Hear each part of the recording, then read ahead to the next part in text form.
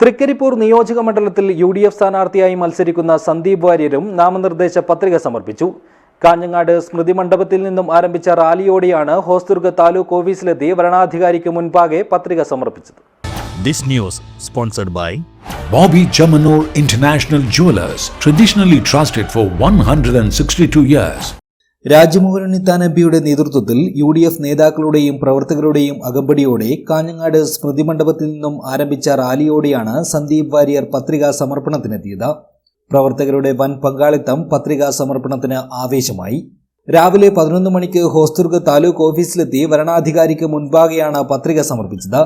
Rajmohan Unnithan MP, DCC president P.K. Faisal, AGC Basheer, advocate K.K. Rajendran, P. Kunhikannan, K. Sreedharan master, Sathar Vadakkumpad, Mamuni Vijayan, K.V. Sudhakaran, K.P. Prakashan, Karimbil Krishnan, Joy Joseph, Latheef Neelagiri, Madiyan Unnikrishnan, K.V. Vijayan, Sajida Safarulla, M. Rajeesh Babu എന്നിവർ പത്രികാ സമർപ്പണത്തിന് നേതൃത്വം നൽകി.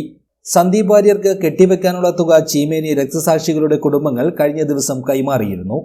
News bureau, Kanhangad.